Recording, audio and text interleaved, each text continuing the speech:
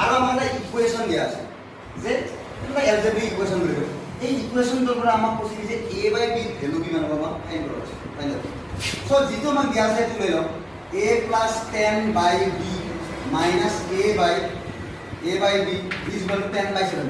question যেনেকৈ দিয়া আছে তেনেকৈ আছে ৰাইট নেক্সট হ'ব আমি কি কৰিম এইফালে কৈছিলো এলচিএমটো ল'ম সো b আৰু b এলচিএম কিমান হ'ব b হয় আৰু আমাৰ তলৰটা সেমটাতে কি হ'ব ওপৰতে আমি ডাইৰেক্ট মাইনাস কৰিম সো কেনেকৈ a plus 10 minus a right অলপ পরে কৈছিলো যে প্লাস a আর মাইনাস a কি হয় নিদি ক্যান্সেল হয় কারণ আগৰ এটা প্লাস হাইব্ৰিড আছে বলতো কৈছিলো এবাৰ চাও প্লাস a আর মাইনাস a ক্যান্সেল হ'ল এফালে কিমান আছে 10 বাই কিমান 7 চাই এফালে কি থাকিল 10 বাই b is equal to 10 বাই 7 এটা প্রশ্ন হ'ল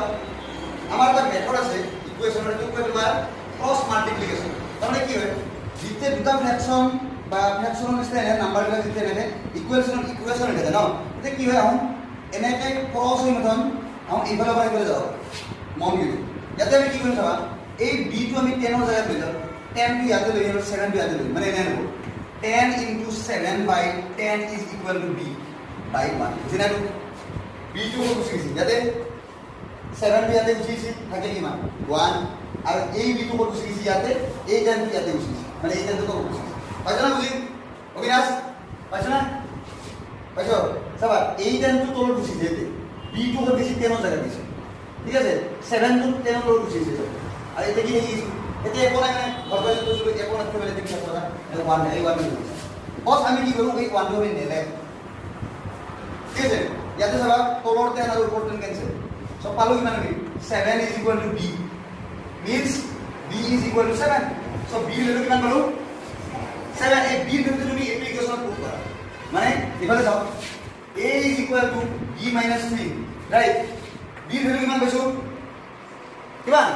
7 7 to b value 7 হৈ যায় minus 3 is equal to কিমান পালো 4 a is equal to 4 পালো এটা a is equal to 4 হয় না তাহলে a value কি ইয়াতে হৈ যায় ইয়াতে চাবা a value কিমান হয় এখানে মুছি দিম চাবা